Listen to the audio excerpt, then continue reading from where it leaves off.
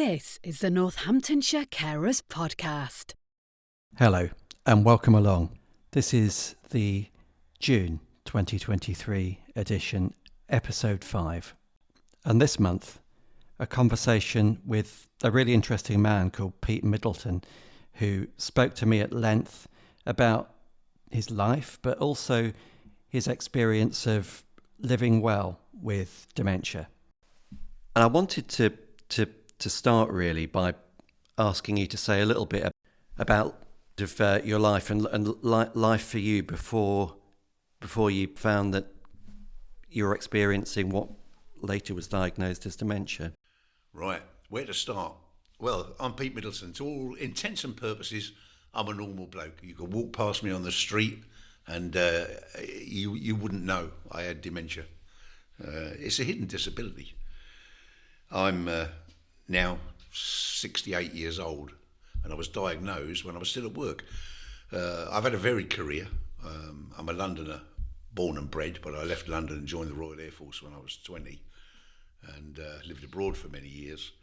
Came back to Northampton, did an HND in Business Information Technology and became a computer programmer so that I could make my first £1 million by beating the Y2K bug. Sadly, the year 2000 ticked over, came and went.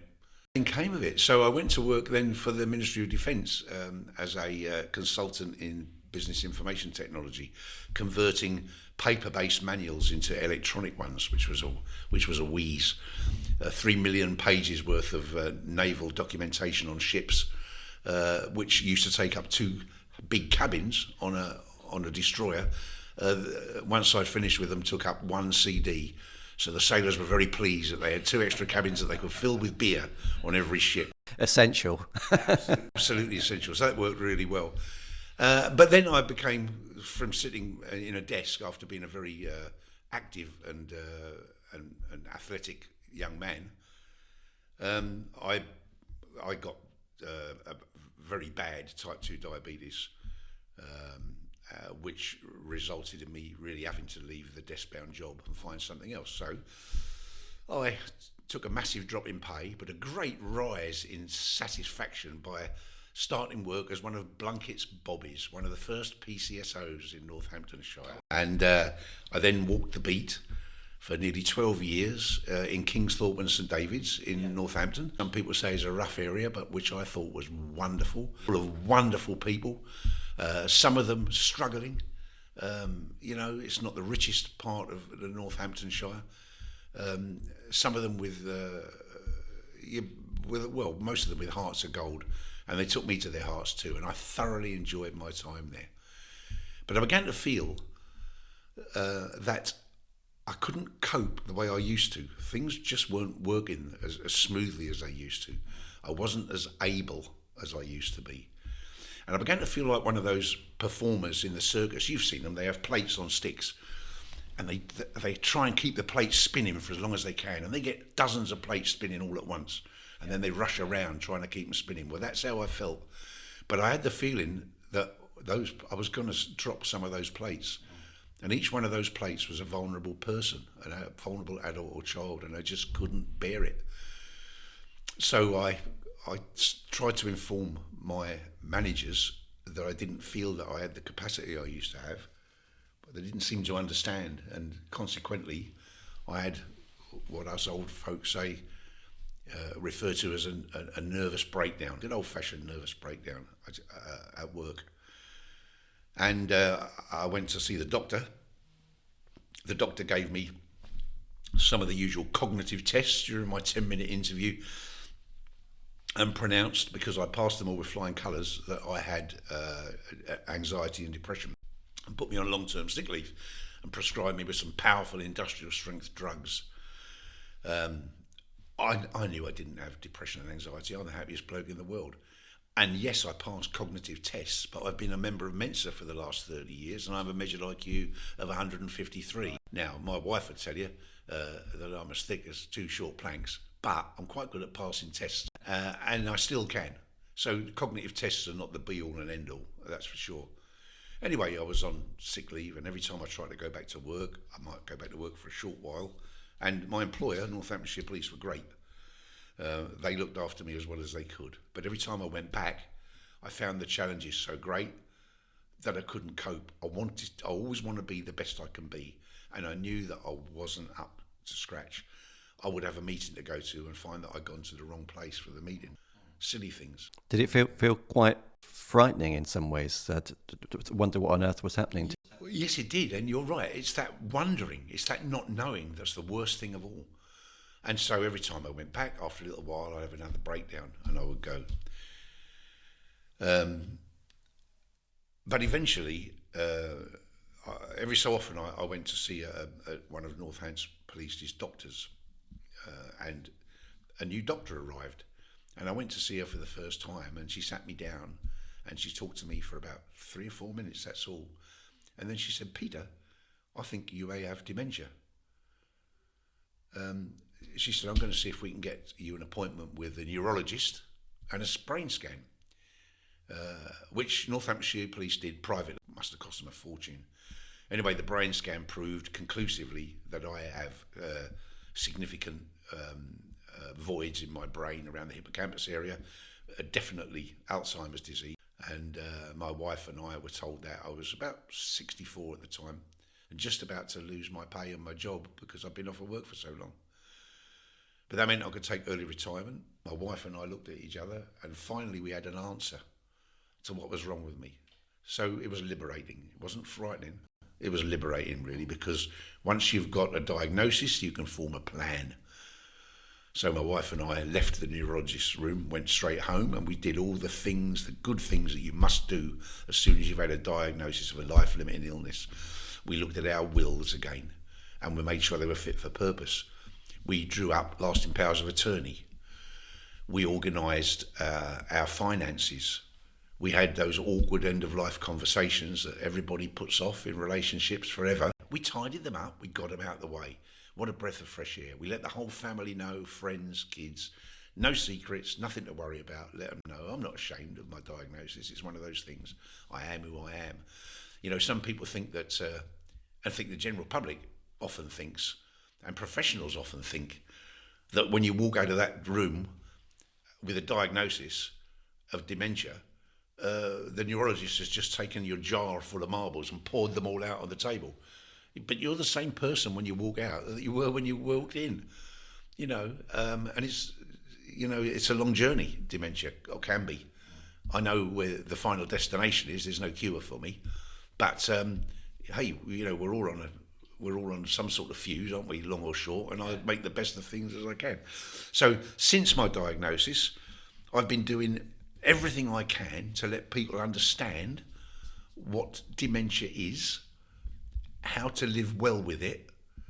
You see, dementia has granted me with a gift, really. It's granted me with a perspective that I didn't have before. I see the world differently.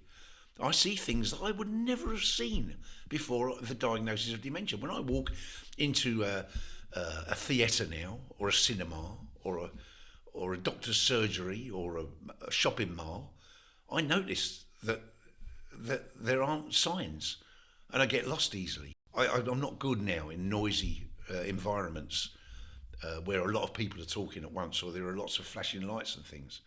I find it very difficult, very awkward. And of course I have trouble speaking, and it takes me longer sometimes to do things. So I'm also aware when people are impatient. And those things are very useful to other people who are designing buildings, people who are designing apps, you know, and if I can help them to do that in a way that's friendly to people living with dementia, it's also friendly to people who have autism, people with Asperger's, many people, as well as me. I'm having a great fun doing it, and people seem to be knocking on my door all the time asking for my help, which I'm pleased to give. Keeps me busy, sharp, and gives me purpose. And I know you've written or do write a blog as well, don't you? I do, but and really because but purely for the reason I mentioned earlier on, to let people know the sorts of things I encounter in my life, and two, to prove to myself that I've still got it. My mojo is still there. I'm guessing your thinking behind that is that it could help other people. I hope so. Now, there's different sorts of blogs, aren't there?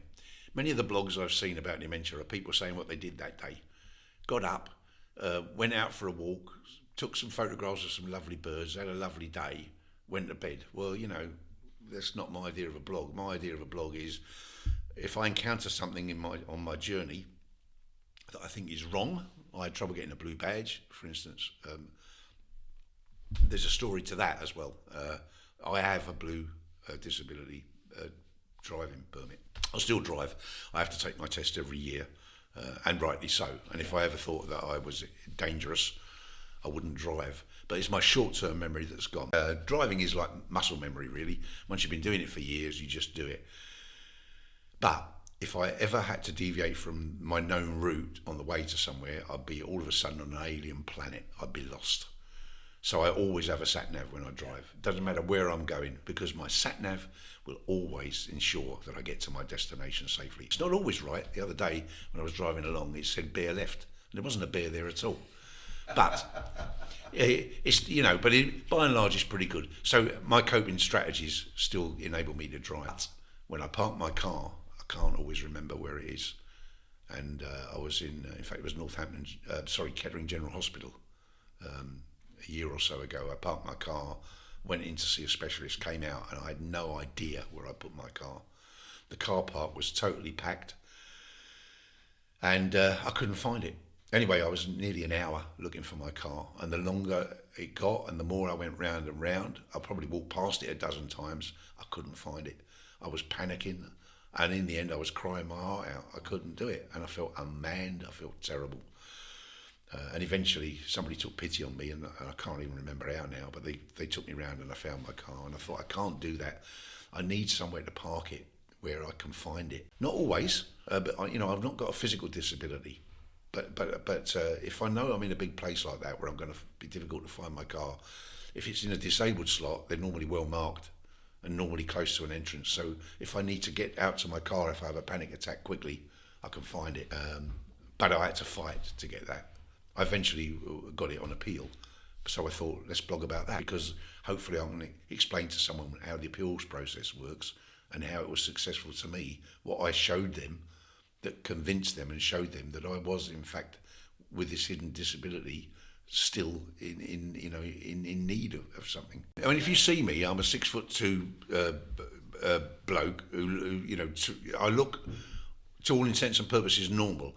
I often think when they give us a diagnosis of dementia, they also give us a uniform, didn't they? Because people are always saying to me, you don't look like you've got dementia. I think a nice uniform with a lot of gold braid would be very nice. If we all had one of those, people would know we had dementia. But nowadays, of course, I always wear a badge, a little bumblebee on it, and that's for other people, so that they can realise when they're speaking to me. I mean, I was a police officer, so I know how difficult it is sometimes when you're busy. And someone presents themselves to you and you're trying to get information out of them. If they've got a hidden disability, it's human nature sometimes not to take that into account. And, if a police officer wants to ask me about something, if there's been a crime nearby, and I can't really answer that well, it's not because I'm trying to be obstructive, it's because I just can't do it. And I want them to understand that for their benefit, really, because they're trying to do the job the best they can. They might sometimes be, jump to some false conclusions. Dementia's another gift that dementia has given me is I have very lucid dreams. And I can wake up at 4:00 in the morning with a short story in my head. And I rush up, switch on my PC, and I've got a speech-to-text app on there. And I just speak. And out of it comes fully formed a short story. And sometimes I think, oh, goodness me, was that me? Oh, that's quite good. Other times they're rubbish. But I'll keep them all anyway, just in case. But it's quite interesting. So maybe one day I'll put them together. And I like poetry too. Do you write poetry as well as liking it? I like it and I write it, yeah. I always listen to Poetry Please on Radio 4. I think it's super. Some of the, it's eclectic.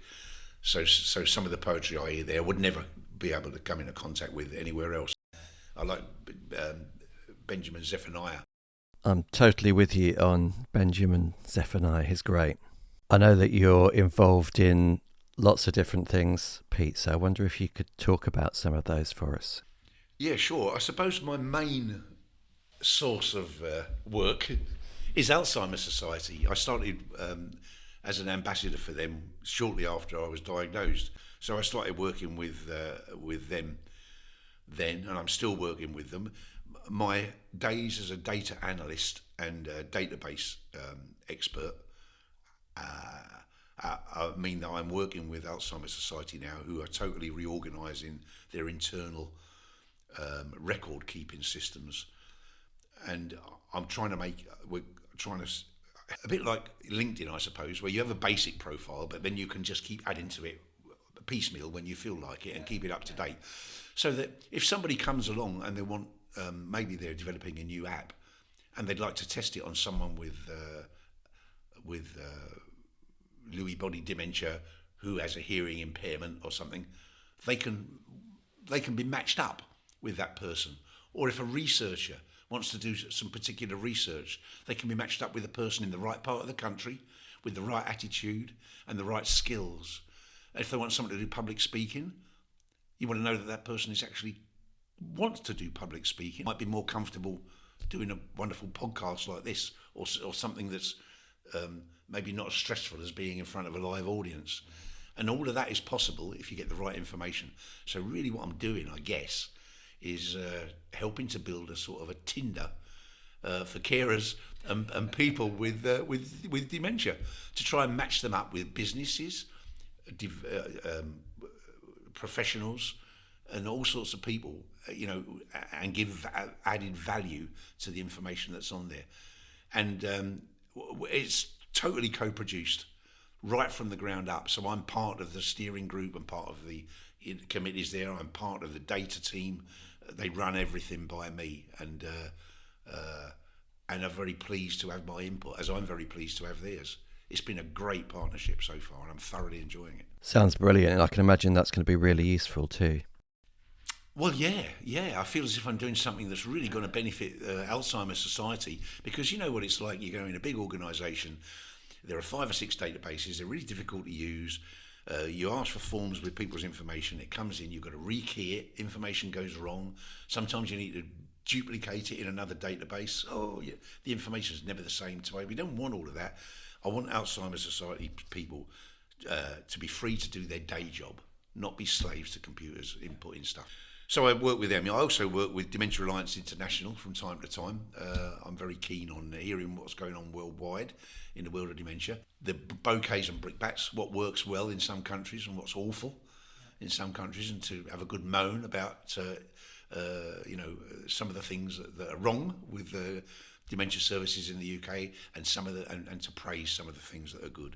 I also work with a network called the Deep Network, which is a network of groups of people with dementia across the UK, and Thread, THRED, who work out of Liverpool, who advocate for dementia services and speak out about dementia-related topics like transport problems and all sorts of things.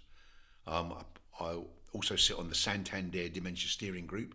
Santander Bank are very keen to make their banks more dementia friendly, because they know, as I said before, that if it's dementia friendly, it will benefit other vulnerable people too. And I've been doing a lot of work with them. That's ongoing.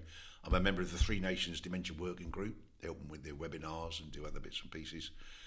And I participate in no end of research projects. I'm always getting students saying, I'm studying for my PhD, or I'm part of a research project for this, can you help me? And I'm only too pleased to do it, because I might as well get something out of my dementia.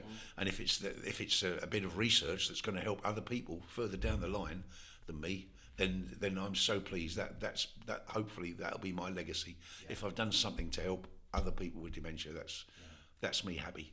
During lockdown at the beginning, looking in all the shop windows at the badly spelt signs that saying closed because of COVID-19, and I wrote about how it felt to be me, good days and bad days, and I talked about it, and I thoroughly enjoyed it.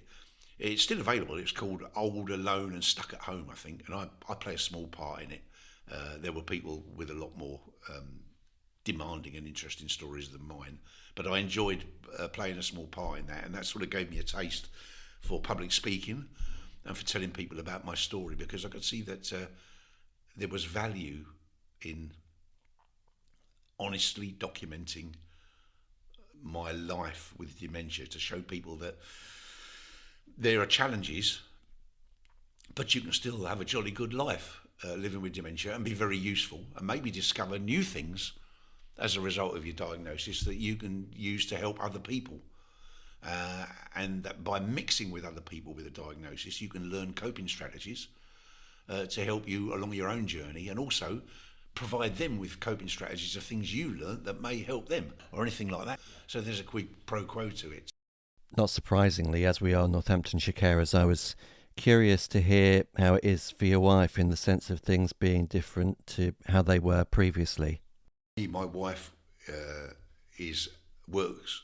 Well, she's just recently retired, although you never really retire from the job she's in. She works with adults with special needs, mostly elderly people with Down syndrome.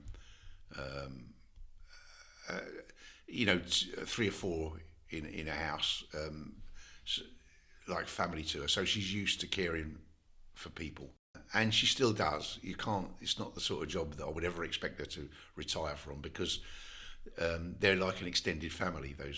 She loves the people that she works with. Time to time, she still goes in, just for a cuddle and to see them again, and that's nice. So she has. What I'm trying to say is she has that ethic. She has that ability to understand me without being condescending and without losing her temper. If I ask her, are we going out on Saturday, Pam? And I've already asked her that 5 minutes ago, and I've asked her that half an hour before and half an hour before. She won't remind me of that. She won't tell me off and say, that's the 3rd time you've asked me that. She'll just say, yeah, we're going out tomorrow, Pete. So she understands how to talk to people, and she's patient. She understands my illness. I worry that she doesn't, at the moment, she's not in contact with any other carers, but I mean, listen to me, I'm quite lucid at the moment. I'm not always. When I'm at home, I stutter a lot, and I have great difficulty finding words. I repeat myself, I talk to myself a lot, I've noticed at home, which I didn't used to do. Watch out for my next blog, because that'll probably be the topic, because I really noticed that now. But my wife, once again, she doesn't remind me of that, although occasionally, if she thinks I'm talking to her, she'll ask me what it was I've said. But when I explain, sorry, I didn't realise I was actually speaking out loud, then that's fine. She never makes me feel guilty or sad about anything like that. Basically, she's fantastic. I was interested in the point you made about Alzheimer's and dementia being hidden disabilities. Equally, the same could be said of people who are experiencing poor mental health. Very much so. Good days, bad days. More common than anyone would believe. I can't believe anybody goes through their life and escapes some sort of mental illness at some time in their life. And yet there's a stigma attached to it. Why? Why? Because, I honestly think if you're frank and honest and open about it, 99.9% of people will rally round you and totally understand and support you without being condescending. When you think about it, we should be admiring people. Some of the people I worked with when I was working in King's Thorpe and St David's there as a PCSO, they were struggling with terrible mental health problems, and yet they still did it. They still got up in the morning. Some of them had, could manage to hold down a job. They were heroes. I've seen 13-year-old girls who are carers for their whole family. Mum and dad, drug addicts, getting their brothers and sisters up for school before they went to school themselves, doing all the housework, doing the cleaning. They'll never get a medal. They'll never get any recognition for that. But in my book, they were absolute heroes. And mental health is one of those things that is difficult to get help for. It comes in so many flavours. It's jolly difficult for people to actually to do anything with it. But you basically, for a lot of the time, you've got to tough it out. And kudos to people who do that. Absolutely. I agree with you. I think the majority of us have or will have experienced depression or other mental health problems in our lives, and it's regrettable that there still remains that sense of stigma attached to having experienced some mental health issues. It's led me to think about the work of a psychiatrist from the 60s predominantly, who sometimes is regarded as a bit of a controversial figure. Ronnie Lang, or R.D. Lang, he put forward the notion that it was the norm, so quite usual for people to experience mental health issues, and maybe the ones that we should be more concerned about are those who deny ever having experienced any issues with their mental health. Well, I believe that's absolutely right. Yeah, I mean, I've worked with people, who would openly say, I've been alcoholic for 30 years and I still have a drink in the morning, but I'm still working in a warehouse and I'm still, I know I'm an alcoholic, but it doesn't mean to say I don't volunteer down the local library or whatever it is and do those sorts of things. Wonderful people, heroes who are battling with that terrible addiction, but still having quality of life. It's the people who throw away that quality of life by not facing up to it that I think that are the people who really need the help there. It doesn't need to be like that. I wonder if I could just take you back to the period when we were in the depth of the coronavirus pandemic and the various lockdowns and things, and you talked earlier about being invited to be part of a Channel 4 programme where you walked down roads that were bereft of cars and shops and high streets completely deserted. I just wondered if you felt that there was, in that challenging time, anything positive that perhaps emerged. That's true, but on the upside, it saw the advent of video conferencing, moving away from the old-fashioned Skype into Zoom, and all of a sudden people who were sometimes in remote rural locations who never spoke to anybody before lockdown formed communities, online communities. And so if you were a part of that, and I luckily was, it was fantastically liberating. All of a sudden, I wasn't just Pete Middleton with young onset dementia. I didn't know anybody else, and not one person with young onset dementia. All of a sudden, I got 10 or 12 people. I want to mention something that you were talking to me about before we started recording our conversation, which was the therapeutic benefits of clowning. Now, suitably intrigued, I wondered if you could tell us a bit more about that, Pete. Well, I've started work with the local NHS trust as well a little while back there. As a volunteer, I would do audits I did an audit of Berrywood Hospital, the secure dementia wards in there, and some of the other mental health wards, and some other bits and pieces of job interviews. And I was approached by the NHS Recovery College, which is a service that's available to anybody who has ever been a service user of the NHS, so anybody, or a carer. So that's good. They do an awful lot of courses on for well-being, mental health, and things like that. They do an introduction to dementia course, which I've co-presented. But they asked me if I'd be interested in co-writing and co-producing and co-presenting a course on the therapeutic benefits of clowning, because they knew that I was interested in some of the work that's been going on, particularly in Australia, by people who call themselves elder clowns. Now, elder clowns go into care homes and they introduce a little bit of fun into the care home environment for residents who are quite deep into dementia. Some of them have been non-verbal for months, and I've seen the results. Now, we're not talking about full-on creepy clown here. I mean, clowns sadly were hijacked by the horror movie industry some years ago. But we're talking about gentle clowning, a little bit of a red nose perhaps, and that's it. Getting close to people, making them laugh. Because a clown has a sort of a license to be ridiculed and to just be a little bit risky and have a little bit of fun that you normally couldn't get away with. And that can appeal to people. And I've seen people who have been non-verbal, haven't spoken to their family or recognised their family for weeks and weeks, all of a sudden start to talk, to laugh, to sing, and to look around them and actually recognise and name members of their family again, and that's profound. I've seen their loved ones crying, with happiness because they've made contact with that person who's been locked away from them for so long. It's powerful, and it can help. It can help people with drug addiction. It can help people with severe mental health problems. The endorphins that are released by laughter are more powerful than any drug, and there's no come down after either.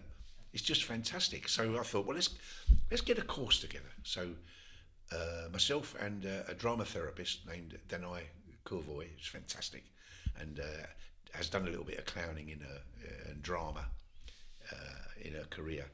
We got together and we co-wrote this course. I researched the history of clowning, which it turns out is as old as the hills. It goes back to 2500 BC. And we worked out a course which contains a little bit of talk about the history, but mostly having fun. So we do exercises, we funny noses, everybody gets a free red nose, we get to know each other. Nobody has to do anything they don't feel comfortable doing.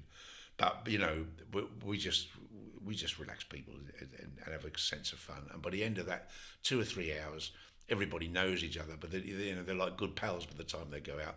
And hopefully they've learned that it doesn't matter who you are. If you're a healthcare professional, if you're work in a warehouse, if you're a manager, all my life I've been interested in humour. I've seen how it works. I've seen how it moulds teams and brings teams closer together. I've seen how if it's introduced properly into a workplace, it can just cheer people up. It can make work go better. And for relationships, it really helps relationships. If you're a therapist and you want someone to talk to you, the closer you can get to them, the more have a little bit of fun with them and build a relationship with them, the more honest they'll be, the more open they'll be, the more you can help them. And for a police officer, you don't want to make people angry and get their backs up, do you? You want to be natural with them and treat them like a human being and have a bit of fun with them. And they'll tell you then the truth, and they'll be comfortable with you, and they'll see that you're not all the same. Everyone's an individual, and as long as you're treating them like an individual, they'll do the same to you, and you can do your job better and serve them better. So humour works for everything. So, and for me, well, the benefits of clowning with people and opening their eyes to some of the things that they can do is just fantastic. Best thing I've ever done in my life. I love it. Amazing, and this is the first time, I've got to be absolutely honest, that I've ever heard of it. I know you really like music, and earlier, before we started having this conversation that we're engaged in now, then you talked, amongst other things, about Ronnie Scott. So I wonder if you could say a bit about what music means for you. Well, here's the thing. Now, I can't sing for toffee, but I can play a kazoo. And I'm learning to play the uke, but I'm left-handed, so everything has its problems. Another coping strategy to learn. But music is unique, I think, amongst even more unique than visual arts, in that music resonates with life events and things in the soul very deeply. So if you ask somebody what their favourite tune is, if you ask me, I couldn't tell you, actually. There are certain songs I remember, and often because I associate them with events in my life. Not always, mind you. But music can make me, very easily can move me to tears now. It always did, but really easily now. I'm become a lot more emotional than I used to be. I wear my heart on my sleeve more. It's a powerful thing. I can't go to singing for the brain or anything like that, because when I hear people singing, sometimes it makes me want to cry. Isn't it strange? I'm a child of the 60s, really, and late 60s and early 70s. I lived in London. It was an eclectic place to live. I was a hippie. I went to every musical concert you could think of. I spent my time, going to see Led Zeppelin and Pink Floyd, and proper Pink Floyd. You're thinking Pink Floyd, the Syd Barrett years. Yeah, yeah. And I just loved every minute of it, and so I revisit a lot of that music now, because luckily things like YouTube have given us now access to some wonderful recordings and insights into music that we didn't have at the time. So there's always new old things that I can revisit, and I'm learning more about music as I revisit it. I used to play the trumpet and cornet and read music many years ago, and I've just started playing the bugle again, believe it or not, to a certain extent, with a pal of mine who's in the police who wants to learn to play the bugle. We haven't done it for a while now, but it's surprising. It's like riding a bike, really, that you don't forget, and it's easy to get back on the horse. So music means a lot to me, but I sometimes wonder whether, we fixate on it a little bit. Often when you hear dementia, you hear, singing for the brain. Now, it's a wonderful thing, but that's not what it's all about. For me, I'm too self-conscious, so it doesn't work for me. I don't like going into these places where I'm expected to sing. I just don't. I feel uncomfortable and creepy, and I want to get out. But if they said, some people are going to sing, if you don't want to sing, here's a little bit of timpani, so here's a pair of maracas, come along with the beat there, or a set of bongos, I'm happy then. I'll keep time with them. But I just don't want to sing, thank you very much, because I don't want to put anybody through that. They don't deserve it. And what about Ronnie Scott's, Pete? Well, Ronnie Scott's was just down the road from the Wardour, just down the opposite end of Wardour Street in London, and I used to go to the Marquee Club a lot, because when you picked up the Melody Maker on a Thursday, was it a Tuesday? No, Tuesday, I think it used to come out, you would cut out the advert in there, and there was always a free night on a Thursday. So, of course, every Thursday I was in the Marquee Club in Wardour Street. But for the rest of the evenings, I never really knew what to do. But Ronnie Scott's was down the road, and there were all sorts of people used to play in Ronnie Scott's. It was just the most fantastic atmosphere in there. And I would go along there, and because it was only dirt cheap to get in, I can't remember how much it was now. But, one night there'd be someone who I'd never heard of with a name I couldn't pronounce, called Thelonious Monk, who came on. And I thought, hang on, this is stunning. And then the next night you would have John Mayall and the Blues Breakers playing. And then the next night it would be Johnny Dankworth and Cleo Lane. And what a voice that woman had as well, about 5 octaves. Just incredible, the range of voice that woman had. And I loved every bit. And then from there, when that closed, we used to go along. There was a cafe just down the road called the Café des Artistes. And we used to go in there, and it was open all night. And you'd sit in there, and all of a sudden, drinking your coffee, you'd see Mick Jagger had come in and sat at the table opposite, Yeah. And of course you had too much pride to go and say, "Oh, well, you Mick Jagger?" Just nod your head as if as if you were part of the gang. So it was just fantastic. And of course I used to hitchhike to festivals. I remember going to the Bickershaw Festival in 1972, and I managed to find it. It was very muddy. And I managed to find a press pass on the floor, so I pinned it on me, and I went backstage, and I ended up having a bourbon and a good long chat with Jerry Garcia from the Grateful Dead, and then helping Donovan to get his set together and do his gig on the stage, and Dr. John as well. It was a great time.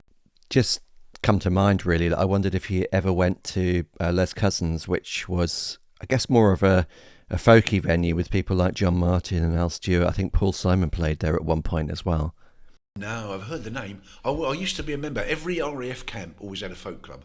And when I was out in Germany, I was a member of the Attic Folk Club in BFPO 47, RAF Gütersloh. And they used to have, as well as local talent, they had, lots of different folk bands used to come there. Too many to recall. But out in Germany, you didn't have a bar or anything. You just used to buy a crate of beer and just sit with a crate of beer and you say, well, I remember bands like, I don't know if you've ever heard of one called Mechanical Horse Trough. What a brilliant name that is. Yeah, it's a great name, isn't it? And, I just love music. I love live music. Nothing makes the hairs on the back of your neck stand up like a live concert. It's wonderful. It's wonderful. And the only thing that annoys me about live concerts is when it's in a relaxed atmosphere, when people are talking with their back to the band, or being rude, not paying attention to the band. That really annoys me. I shouldn't do, I suppose, on the band's behalf. I'm outraged. It's a really good point. I feel that you should show respect to the artist or band and the other audience members as well. Absolutely you should, because if you can't do it yourself, and you can't probably, then pay them some respect. If you don't like it, go, but don't disturb them. Don't be rude to them. I haven't even spoken about Northamptonshire carers yet. I'm on their PPI steering group as well. Yeah, they've asked me to be on their PPI steering group as a person with lived experience. So we get back to that co-production thing there. Because anybody in any business ought to realise that if they include someone with lived experience at the heart of everything they do, it'll work out better for them, because they'll be aiming at the right targets. They won't make as many mistakes. They won't go down as many cul-de-sacs.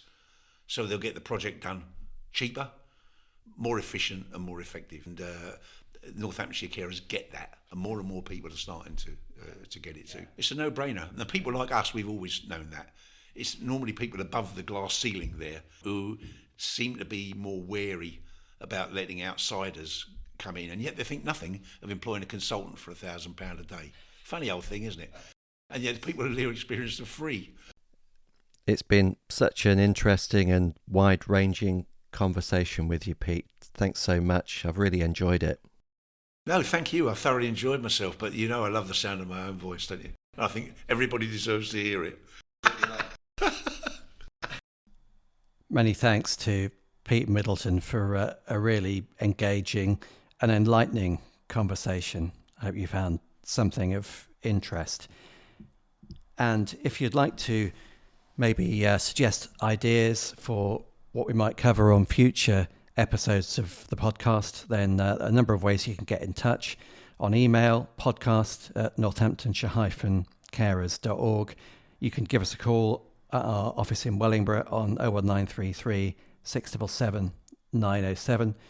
Or if you happen to encounter any of us from the organisation, wherever that may be in the county, and you suddenly have a burst of inspiration for an idea that you think, yeah, that might work, or that'd be really interesting.